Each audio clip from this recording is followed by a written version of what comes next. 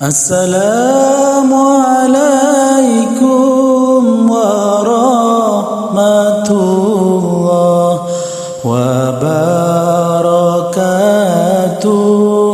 untuk semua. Semoga selamat dan sejahtera berkatnya Allah bersama kita. Assalamualaikum warahmatullahi wabarakatuh. Waalaikumsalam warahmatullahi wabarakatuh. Alhamdulillah. Alhamdulillahilladzi arsala rasulahu bil huda wa dinil haqq liyudhhirahu 'ala ad-din kullih walau karihal kafirun. Asyhadu an la ilaha illallah wahdahu la syarika lah wa asyhadu anna Muhammadan 'abduhu wa rasuluh. Allahumma salli wa sallim ala sayyidina Muhammadin Allahumma salli wa sallim wa ala alihi wa sahbihi ajma'in, amma ba'du. Qala Allah ta'ala fi kitabihil karim, na'udzu billahi minasy syaithanir rajim. Huwallahu alladzi la ilaha illa hu alimul ghaibi wasyahadah huwar rahmanur rahim. Huwallahu alladzi la ilaha illa huwal malikul quddusus salamul mu'min as-salamul mu'minul muhaiminul azizul jabbarul mutakabbir. Subhanallahi amma yusyrikun. Shadaqallahu adzim. Punya tidak lupa kami merasa tersanjung kepada majelis alim Al-Istiqomah. Tentunya yang mudah-mudahan dengan program-programnya Allah Subhanahu wa taala berikan kesehatan. Amin. Dan dengan kawan-kawannya, ibu-ibu semuanya diberikan erat tali silaturahim. Amin. Tentunya membawa majelis alim ini nantinya ke depan selamat fid dunya wad akhirah. Amin ya rabbal alamin. Poin yang pertama, ibu-ibu yang dimuliakan Allah Subhanahu wa taala, bahwa Ramadan itu sebentar lagi kita akan mendalami atau memasukinya. Tetapi kehadiran Ramadan ini kadang-kadang sering diabaikan persiapan-persiapannya, Bu. Apa yang perlu disiapkan kalau ibu-ibu mau tanya? Poin yang pertama, Ibu, yang perlu ibu-ibu siapkan menjelang Ramadan itu adalah ilmu. Apa, Ibu? Ilmu. Poin ini sangat menentukan bagaimana ibu nanti ketika memasuki bulan suci Ramadan, biar sempurna amal ibadahnya, biar kegiatannya ini tidak sia-sia, karena sudah di jauh-jauh hari sudah dibilang kam min shaimin laisa lahu min siyamihi illa al-ju' wal 'atsy. Banyak sekali orang-orang yang berpuasa di bulan suci Ramadan tidak mendapatkan pahala puasanya, melainkan hanya rasa haus dan lapar saja, Bu. Dan ini kan miris, betul atau tidak, Bu? Kita sudah lapar, sudah nahan haus, tapi Allah tidak perkenankan kita mendapatkan pahala. Apa gara-garanya? Karena kita tidak memiliki ilmu. Apakah puasa yang ibu akan nanti jalani itu hanya sekedar sahur terus nahan lapar terus sambil kalau maghrib berbuka, habis itu nanti malam tarawih, tanpa ibu mengetahui amalan-amalan apa yang harus ibu kejar? Inilah yang disebut ilmu, ibu-ibu. Ibu, saatnya sahur, ibu harus buka ilmu tentang sahur. Kalau sudah tahu waktu sahur terbaik, kan ini ilmu nih. Ibu siapkan makanan-makanan terbaik di waktu sahur. Saya mau tanya lagi, makanan terbaik sahur itu apa, ibu-ibu? Di waktu sahur itu Rasulullah SAW, ni'mat sahur at-tamar. At-tamar pakai tak dia. Itu sahur terbaik itu kalau ibu-ibu mau mengupayakan dengan ilmunya, dengan pahalanya lebih lipat ganda lagi, usahakan dengan kurma yang sangat kurma kering. Dikala waktu berbuka, maka kita disunahkan memakai kurma yang basah. Sekarang apa yang nggak ada, Bu? Ada kan kurma itu, Bu? Nah, kalau sekedar makan es cendol, makan semuanya, ya bukan nggak boleh, tapi tidak dapat sunnahnya. Makanya amalia di bulan Ramadan itu harus kompleks, penuh dengan ilmu pengetahuan. Selain sahur, kalau sahur sunnahnya apa, Bu? Mengakhirkan atau mendahulukan? Mengakhirkan. Makanya 15 menit, 20 menit sebelum azan subuh, imsak itu disunnahkan makan sahur. Jangan buru-buru makan sahur. Kalau berbuka apa sunnahnya, Bu? Mempercepat bukaan. Yang pertama diupayakan kurma basah dulu. Kata Nabi, kalau gak ada kurma basah, ya udah adanya kurma apa aja di situ, kurma kering. Kalau tidak ada kurma kering, maka biasakan dulu air putih. Dhahabat dhama'u wattalatil ghurub wattabatil ajru. Ya Allah, telah basah tenggorokan rum ini dan telah hilang dahagaku ini dan aku berbuka. Saatnya itu ibu bisa melaksanakan ibadah sholat maghrib. Atau mau gak tahan Ustaz, mau makan yang lain silakan, tapi jangan kenyang kalau untuk berbuka. Yang saya sampaikan, sholat tarawih itu, Bu, kalau ibu laksanakan bersama dengan imam, ini hadisnya yang saya sampaikan bahasa Indonesia aja, panjang nih. Lalu ibu laksanakan dengan berjamaah bersama imam sampai imamnya itu selesai. Sampaikan sama yang gak hadir pada sore hari ini. Itu pahalanya seperti ibu ibadah semalaman suntuk. Dari Isya sampai subuh ibu gak berhenti ibadah. Itu kalau ibu ikut sholat tarawih. Dan ya kurang puas lagi, satu rakaat saja di bulan satu rakaat saja ibu melaksanakan sholat tarawih, itu ibu dibangunkan istana di surga. Ya kalau bilang nggak usah tarawih lah, kan sunnah, besok-besok masih ada tarawih lagi, itu namanya dasar atau pemahaman yang kurang tepat dan tidak beralasan. Ya kalau nggak tarawih terus mati gimana? Innalillahi wa inna ilaihi raji'un. Nah, itulah yang kita kejar. Nah, itu di bagian poin yang pertama, ilmu pengetahuan ketika memasuki bulan suci Ramadan.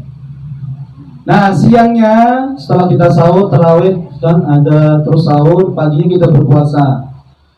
Apa yang ibu lakukan ketika siang hari di bulan suci Ramadan? Karena ini adalah syahrul Ramadan alladzi unzila fihi al-Qur'an. Masing-masing di antara ibu-ibu ini kalau bisa menghatamkan Al-Quran sekali tanpa dibantu orang lain. Kalau ibu lihat ketebalan Al-Quran, ya ibu tidak akan pernah bilang, wah banyak kali ini Pak Ustadz. Tapi kalau ibu bilang ini, satu juz berapa lembar, Bu? 10 lembar. Kita sholat berapa kali, Ibu? 5 kali. Di salah-salah sholat wajib itu kan ada sholat rawatib ya, Bu ya. Kalau ibu mau memperingan lagi sebelum sholat, itu 1 lembar. Setelah sholat 1 lembar, cukup itu aja, jangan banyak-banyak. Kalau ibu ngegas duluan, khawatir nanti kecapean. Istiqomah, sebelum sholat 1 lembar, setelah sholat 1 lembar. Kalau sebelum sholat gak sempat, berarti setelah sholat 2 lembar. Sisa zuhur, asar, maghrib, isya, subuh, setelah itu selesai 1 juz. Besok lagi. Bagaimana kalau halangan? Kalau halangan berarti ditombokin. Berarti kemarin seminggu, berarti minggu depan 4 lembar 1 sholat. 4 lembar. Itu tidak sulit kok, Bu. Yang sulit itu biasanya orang-orang benar-benar malas. Bisa, Bu, sekali khatam? Bisa. Nah, gitu. Ya, Bu, ya. Kita lebih dekat dengan Al-Quran, jauhi yang namanya si kotak hitam itu. Apa itu, Bu? Masa sih 30 hari nggak bisa khatam?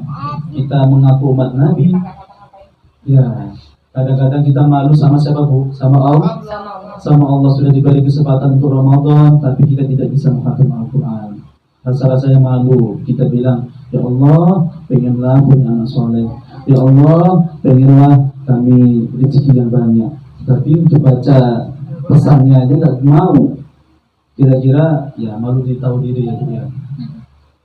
Di bulan suci Ramadan nanti dipersiapkan. Persiapannya kapan? Ini di bulan Sya'ban. Jangan sampai nggak tahu, ibu masuk bulan suci Ramadan apa aja nih tadi kemarin. Nah, udah bingung. Cari ilmunya, kejar ilmu, buka lagi kajian. Bukan hanya sekedar sholat tarawih, bukan hanya sekedar berbuka dan bersahur lalu baca Al-Quran. Ternyata kita kejar juga yang sering dilupakan ini adalah bersedekah. Nah, kenapa Ustaz bilang bersedekah? Sedekah yang ibu berikan di bulan suci Ramadan ini, jangankan di bulan suci Ramadan, di bulan biasa aja. Ingat, catat ya, Bu, ya, tidak usah ditulis. Kalau mau ingat silakan. Yang pertama, sedekah yang ibu berikan itu akan menyelamatkan ibu dari bala. Dari apa, Bu? Bala itu musibah, cobaan. Pertama. Yang kedua, sedekah yang ibu berikan itu adalah cahaya di alam kubur. Apa, Bu, yang kedua? Cahaya dalam kubur.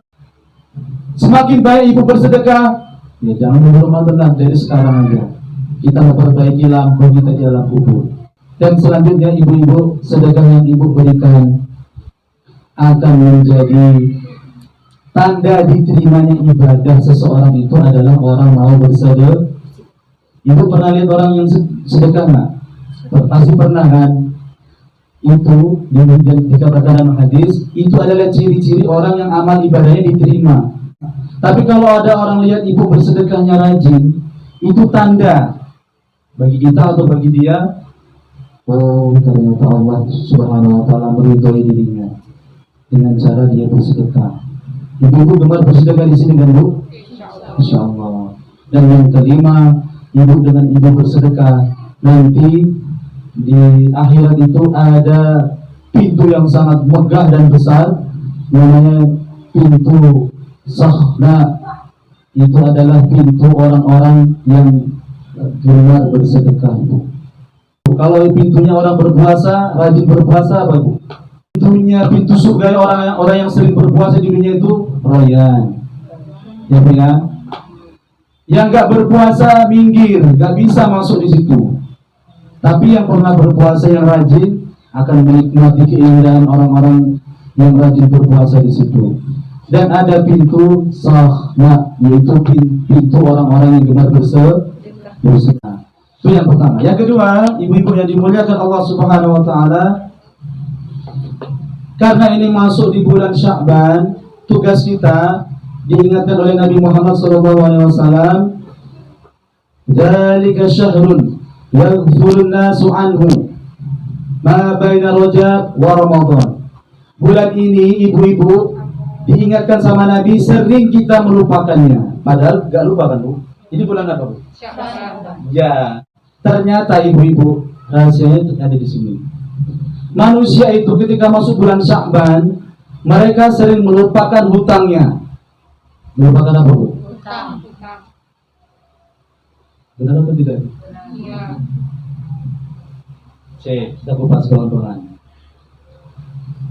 Melupakan kewajibannya. Yang nggak punya hutang melupakan amalia di bulan Sya'ban. Harus ngapain? Bingung. Yang ditetap adalah Ramadan.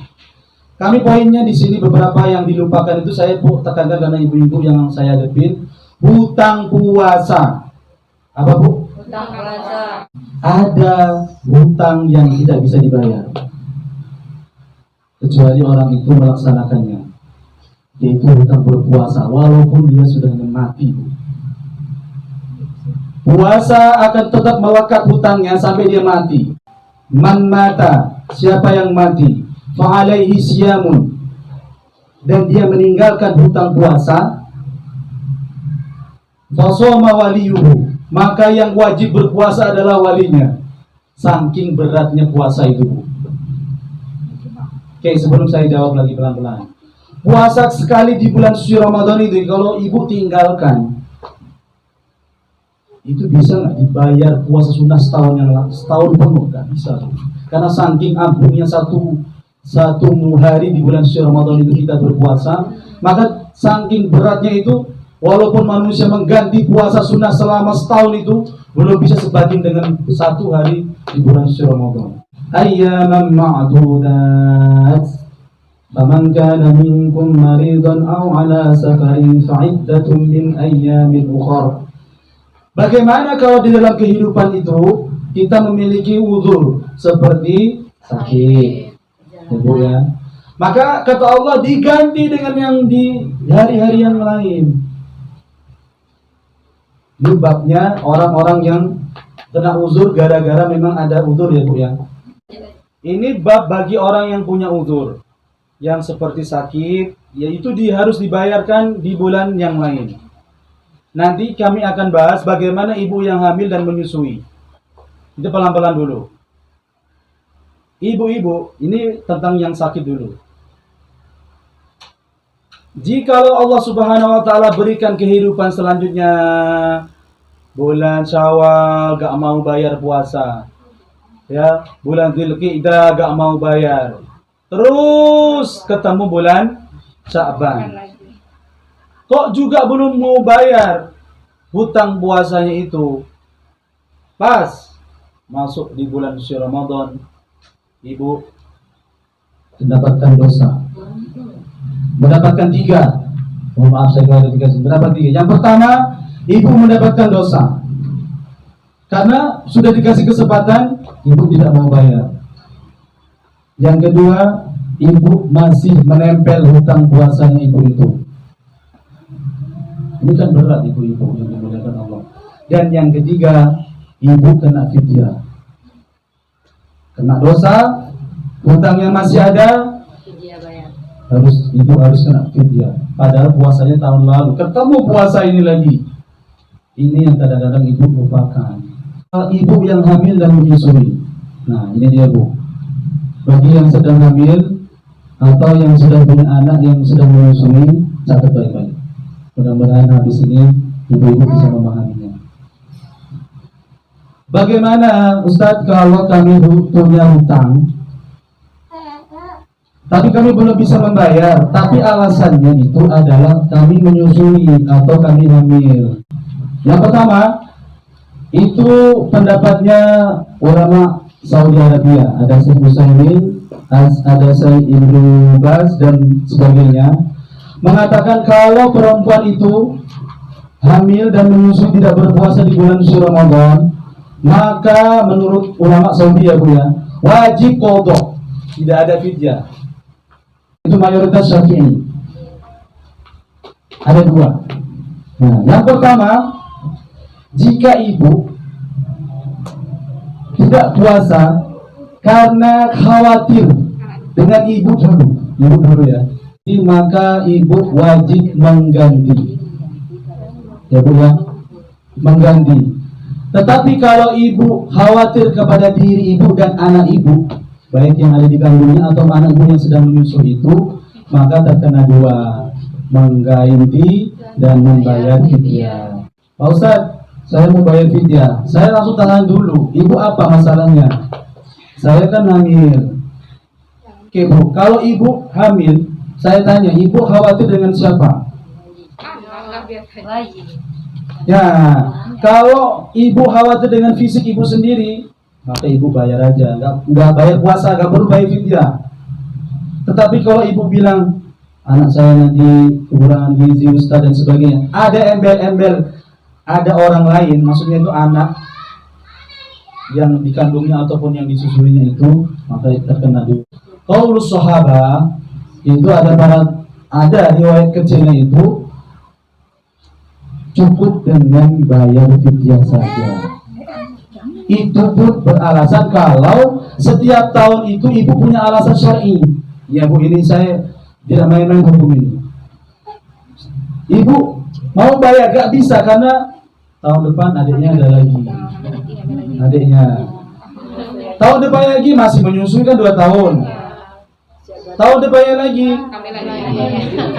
Kalau punya seperti itu kan ada udzur syar'i, maka ibu bayar fidyah menurut pendapat yang terakhir tadi. Cukup membayar fidyah. Dan ibu-ibu ini sering mengambil. Gimana caranya? Tulis segala diri itu 1 bulan itu ada berapa minggu? 4 minggu kan bu? 1 minggu itu kan ada Senin dan Kamis. Saya suruh dia puasa bu. Tapi kalau nggak kuat batalin aja. Tapi bukan menggantungkannya. Puasa Senin, Kamis, Senin, Kamis, Senin, Kamis. 1 bulan dapat berapa bu? 8 kan? Kalau jumpa 10 bulan itu sudah 80 puasa bu. Udah lebih bayar puasa itu. Oh niatnya, ibu kalau niat bayar, baik. Ibu cukup meniatkan nawaitu shauma qadaan. Saya niat puasa untuk mengganti puasa Ramadan yang lalu. Pakai bahasa Indonesia aja. Dengan ibu membayar seperti itu, pas pula di hari Kamis, pas pula di hari Senin, pas pula di bulan Sya'ban, ibu dapat 3. Saya nggak mau nanya nih, ibu-ibu di sini siapa yang masih punya utang, saya nggak mau. Ibu masing-masing koreksi aja.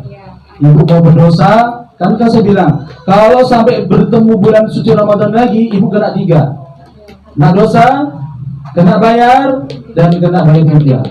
Utang yang masih melekat, dan ibu masih kena bayar fidyah. Paham sampai di sini bu? Paham. Saya Ustaz, saya 2 anak lebih baik. Yaudah, berarti setelah punya 2 anak yang sudah besar-besar, lewat umur 3 tahun, ibu buka lagi memorinya. Utangmu berapa bu? 60 hari, gampang. Ya. Kalau ibu sudah niat, ada uzur di belakangnya, ibu tetap dicatat sebagai pembayar hutang lunas bu. Itu kalau hukum Allah seperti itu. Innamal a'malu bin. Kalau ibu sudah pesimis duluan, ya mohon maaf belum tercatat. Kalau sudah niat awal Ramadan, awal Idul Fitri selesai Syawal, saya ingin bayar ya Allah puasa yang sudah aku pernah tinggalkan. Urusan perjalanan ke depan itu urusan nanti, yang penting niat dulu. Setahun ini saya harus selesai. Paham ibu-ibu? Paham. Ini yang sering dilupa. Biasanya bapak-bapak juga punya puasa, hutang puasa, tapi diam-diam baik bu. Bapak-bapak ini kan kalau punya hutang mah gengsi ngakuin sama istrinya. Ingatkan, Pak, Ayah, Bapak punya hutang nggak? Punya, kayaknya dulu waktu kerja pernah buka sekali. Udah bayar, jangan sampai ketemu Ramadan lagi. Emang kenapa kalau ketemu Ramadan? Apa ilmunya bu? Bapak suami punya kena 3. Apa tadi yang pertama bu? Dapat dosa. Yang kedua, hutangnya belum hilang, masih bapak harus bayar. Yang ketiga, Tambah berat jadinya kan? tambah berat. Pak Ustadz, gimana cara bayar fidyahnya? Nah ini juga ilmu bu. Saya harus sampaikan ibu-ibu semuanya di sini.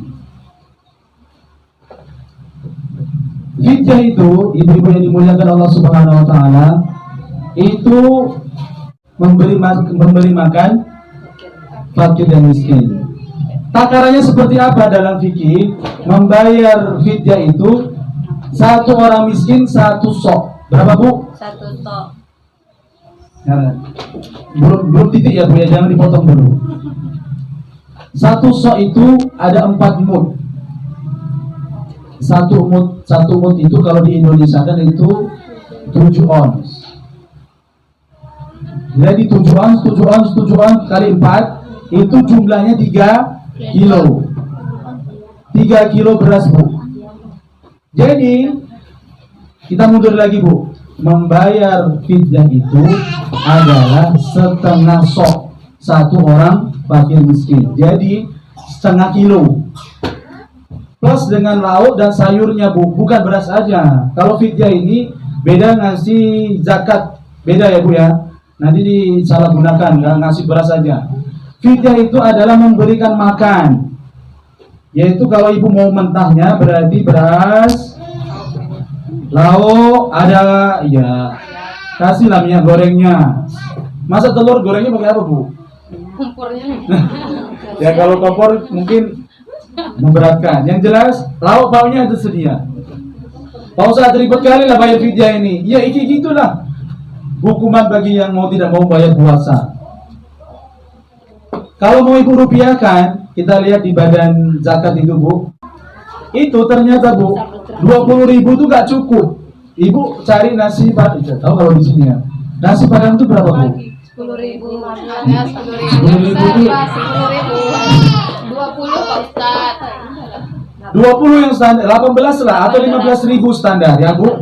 TOB-nya berapa? 5.000, 20. Belum kerupuknya. Berarti benar kata Departemen Agama, dibulatkan bahwa bayar fidyah itu 1 hari meninggalkan puasa itu 23.000. Saya kalkulasi lagi, benar juga orang makan itu. Gak mungkin gak ada minumnya, gak ada nambah kerupuknya. Siapkan ibu, kalau ibu memang benar-benar ada uzur, gak bisa bayar puasa Pak Ustadz, ya udah siapkan 1 hari 23.000. Nah, jadi mana-mana kita punya orang tua kan, Bu? Punya. Orang tua kalau kita sudah uzur, itu utang atau enggak? Utang. Yang tidak kena hukum itu cuma 3, Bu. Ibu catat baik, selain ini kena hukum semuanya. Yang pertama anak kecil sampai dia balik. Yang kedua orang yang tidur sampai dia bangun. Tidur bangunnya 300 tahun. Seperti Ashabul Kahfi, gak kena hukum. Yang ketiga orang gila sampai dia sembuh. Selain itu, ibu kita, mama kita yang masih punya kesehatan tapi tidak bisa berpuasa, ibu catat. Kalau anaknya banyak, ibu berunding sama anak abang-abang, adik-adik beradik. Pak, Bang, Dek, mama kita itu sudah uzur, gak bisa puasa. Ayo kita urun untuk bayar fidyahnya mama kita. Kan masih mampu semuanya. Kalau adik beradik gak mau bayar, ibu lah yang bayar. Ibu lah nanti jadi anak yang berbakti kepada kedua orang tuanya. Berat itu ya? Ya. Paham ibu? Siapa yang masih punya orang tua, Bu? Masih ya? Nah, itu kalau bulan puasa dicek. Mama puasa, Mama, Pak, puasa nggak tahun ini? Waduh, kayaknya mama tahun ini nggak puasa. Siap-siap apa, Bu? Siap-siap apa? Kita bayarin mereka. Karena mereka sudah tidak mampu. Kalau kita kan mampu nih, masih muda semua ibu-ibu kan? Uzurnya yang tadi-tadi itu aja, ibu-ibu yang masih muda di uzurnya yang tadi tuh mau puasa, ada lagi adiknya mau puasa nyusuin lagi, itu baru uzur. Kalau gak gitu, oh saya mau jaga body saya biar langsing, biar cantik. Ya, kalau ibu kan ada program kan, ya Bu ya, masing-masing ibu punya program, punya anak berapa, targetin. Jadi tidak ada unsur kesengajaan untuk meninggalkan puasa. Ibu paham, Bu? Oke, ini tentang yang sering dilupakan di bulan Sya'ban, poin yang kedua. Dan yang terakhir, ibu-ibu masih ada waktu, Bu? Masih terus ini. Masih.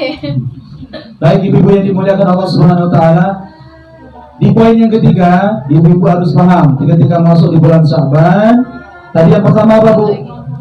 Ilmu persiapan tentang Ramadan. Yang kedua apa, Bu?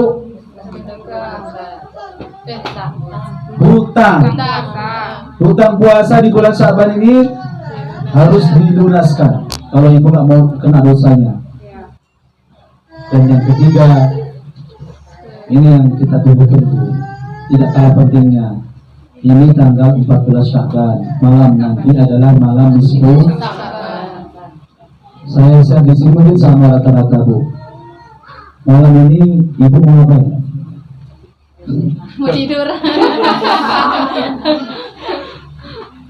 Kasih tahu amalan yang malam ini itu kapan Pak? Nah, dibacakan dulu hadisnya. Ya.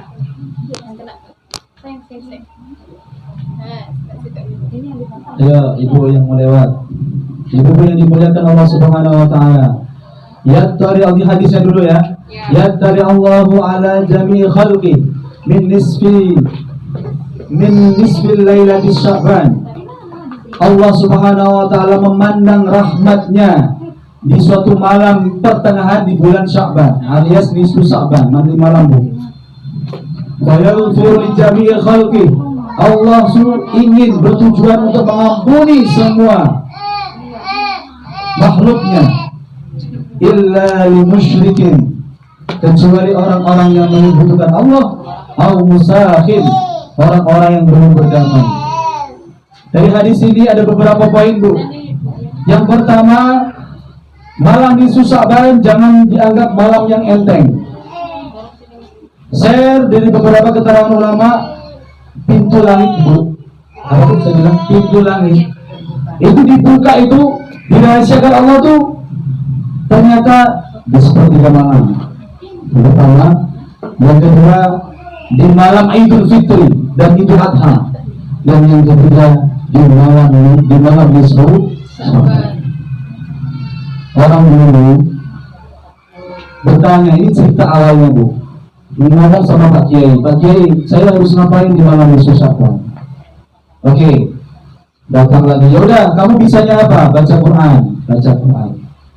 Ada datang lagi, saya nggak pandai baca Al-Quran Pak Ustaz, saya ngapain di malam nisfu Sya'ban? Saya bisanya sholat Pak, sholat 2 rakaat. Dia nggak bisa baca Al-Quran dan juga saya juga fisiknya lemah. Apa yang saya harus lakukan saat yaitu berzikir di malam hari. Jalan bahasa kita Bu. Paham? Karena hadisnya umum, maka tidak ada mengkhususkan. Ada orang mengkhususkan sholat 2 rakaat disusahkan. Mungkin saya menurut pribadi saya tidak ada amal yang khusus. Yang penting Ibu berzikir, bermohon kepada Allah. Bosan baca Al-Quran, selesai baca Al-Quran bosan, sholat lagi. Setelah sholat berzikir dan merayakan. Karena apa Bu? Allah sudah membuka pintu langit.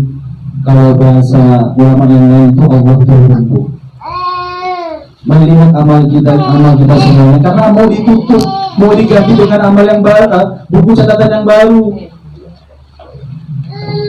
Kalau Ibu merenungi kejadian-kejadian kehidupan ini, bahwa bagi kulli Jumatin, setiap pekan sebenarnya itu ada laporan, yaitu di hari Kamis Bu. Kenapa kamu puasa hari Kamis? Karena di hari Kamis ada laporan amal. Wa ana uhibbu amali wa ana shaimun. Saya suka ketika amalku diangkat, dilaporkan sama Allah, saya dalam keadaan berpuasa. Itu di setiap pekan Bu. Makanya Ibu kalau gak ada ngapa-ngapain di hari Kamis, puasa aja. Kalau Ibu bukan bermaksud teriak ya Bu ya. Saya berazam, saya pribadi, kalau tidak ada apa-apa saya akan berpuasa Senin Kamis selama-lamanya. Itu kalau saya Bu. Karena ya apa ya, kalau ada uzur baru saya nggak puasa. Kalau Ibu punya anak yang cerdas, dikabarin, Pak besok bagi raport, anak Ibu juara, silakan ambil prestasinya di sekolah dan sekian. Ibu senang nggak? Bagaimana dengan Allah Bu? Allah udah kabarin, manusia, aku mau turun loh di malam nisfu Sya'ban ini. Ayo kalian, sebelum aku tutup setahun amal perbuatan itu, kamu banyak-banyak ibadah di malam ini. Bisa Bu? Baru nanti tidur cepat. Habis maghrib sudah nyiapin untuk sahur. Ada yang besok nggak niat puasa semua besok kan Bu? Ya harus. Masa sih kita mau ditutup amalnya masih nggak puasa? Karena apa? Nabi sendiri yang mencontohkan bahwa ditutupnya amal ibadah, amal perbuatan kita ini Allah tuh menyukai hambanya yang berpuasa. Maka besok berpuasa. Nah, itu sama Gobin. Saya niat puasa nisfu Sya'ban, di bulan Sya'ban, di pertengahan ini lillahi ta'ala. Tapi ini dia di hadis tadi itu saya sampaikan, Allah pengen dosa kita diampuni kan Bu di bulan nisfu Sya'ban ini kan, kecuali dua. Berapa Bu? Dua ini Ibu jangan sampai lupa. Dan jangan sampai di bawah Ramadan. Kalau udah saya kasih tahu, siapa orang yang tidak diampuni dosanya oleh Allah Subhanahu wa taala? Yang pertama adalah orang yang musyrik. Tapi yang disinggung Nabi ini adalah umat Nabi Muhammad yang sering musyrik, Bu, bukan orang kafir. Berarti kita semua ini berpotensi untuk musyrik yang Allah tidak akan kasih ampunan. Mau contoh, Bu?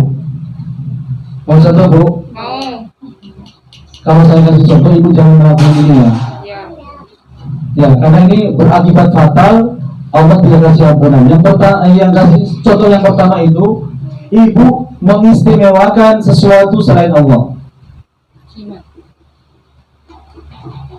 Yang dari dulu, Ibu kalau bawa helm, naik motor, kecelakaan, terus Ibu lecet-lecet, kita tuh kadang-kadang ngomong gini, Bu, untung pakai helm. Bukan karena helm Ibu selamat. Itu yang musyrik, yang khofi, yang samar, Bu. Contoh kedua, Ibu. Ya, ini pentingnya kalau ngaji kayak gini. Rumah Ibu mau dimalingin orang, ya kan? Ada di gelap-gelap, ada yang pakai topeng masuk. Lalu ada anjing tetangga gonggong. Terus malingnya kabur. Kamu bilang, Ibu mau bilang apa? Untung ada anjing nih. Astagfirullahaladzim. Itulah yang disebut syirik khafi, Bu. Ada sesuatu yang diistimewakan selain Allah. Hati-hati kalau kita mengucapkan, hati-hati kalau kita mengutarakan kata-kata yang membuat Allah itu marah. Ada suami beli burung. Setelah beli burung, tiba-tiba dagangannya laris, usahanya meledak-ledak. Apa kata suami?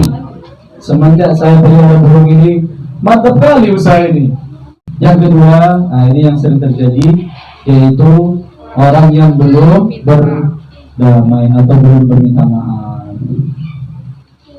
Makanya marhabannya Ramadan itu artinya bukan selamat datang Ramadan. Bukan ya Bu ya, marhabannya Ramadan itu adalah selamat, hatimu sudah lapang memasuki Ramadan. Apa yang disebutnya lapang itu? Yaitu hatinya itu sudah memberikan maaf kepada orang yang selama ini mungkin dibencinya atau belum punya kesalahan, masih punya kesalahan. Tarhib Ramadan itu bukan hanya memberikan ilmu pengetahuan tentang Ramadan, yaitu melapangkan hati manusia semuanya. Kalau punya kesalahan, Bu, kan kalau sering ditanya saya nih, Pak Ustadz, siapa yang lebih mulia dari orang yang meminta maaf atau orang yang memaafkan? Orang yang memaafkan. Ayo. Minta maaf. Orang yang minta maaf. Kalau merujuk di ayatnya, yaitu orang yang memaafkan. Tapi lihat di hadisnya yang lain, Bu, berarti kesimpulan para ulama itu yang lebih mulia adalah yang duluan. Yang duluan, Bu. Selama ini kucing-kucingan, Bu. Saya melihat sini, saya lihat sana lah. Kamu pakai baju itu, saya pakai baju yang lain. Yang duluan. Ya Allah, adalah bapak-bapak ini harus kumpulkan malam nisfu Sya'ban itu semua warga. Sampaikan apabila ada kesalahan, tolong hari ini dimaafkan semuanya. Apakah ibu-ibu dan bapak-bapak maafkan? Harus dijawab. Paham ibu? Walaupun satu majelis salim, tapi kalau punya hutang, ya tetap dicatat hutangnya, tapi tetap dimaafkan kalau kesalahan.